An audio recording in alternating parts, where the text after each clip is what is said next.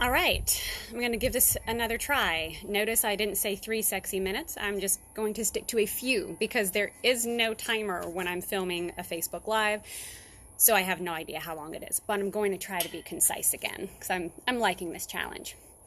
So the topic today that I want to spend a few sexy minutes on is money and sex.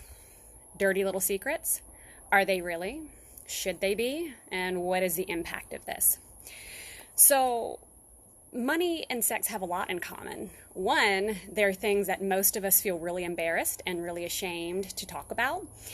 And this whole isolation of not talking about these topics or only talking about these topics in a certain parameter of maybe like bragging or celebrating really big wins, but not when we're talking about these in a time when we could really use some support or some insight.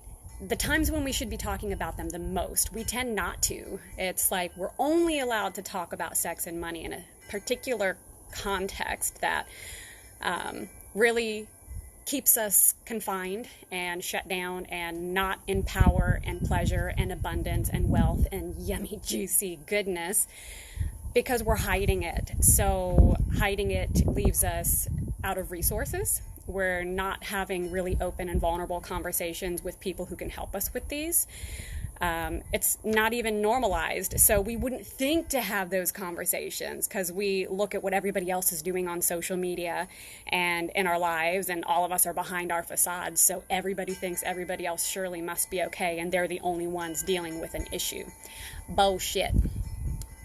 So you can't change what you don't face. You can't change what you're not willing to reach out and talk about and find experts on, or at least people who understand and are in the same place as you in an empowering way, not in a way that enables you guys to just shit talk and sit in your mess.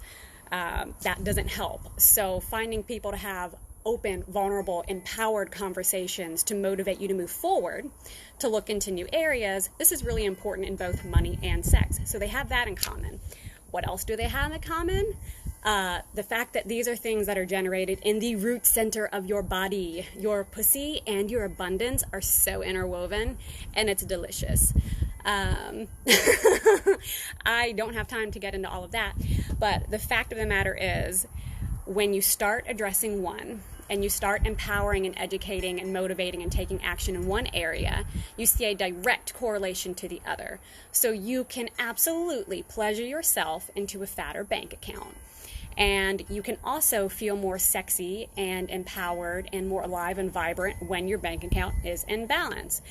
And that it's really good stuff. So I could talk about this all day. What I really want to invite you to do is contemplate these pieces, contemplate whether or not you have these conversations, what the conversations feel like, what they inspire you to do, if they inspire you to do anything.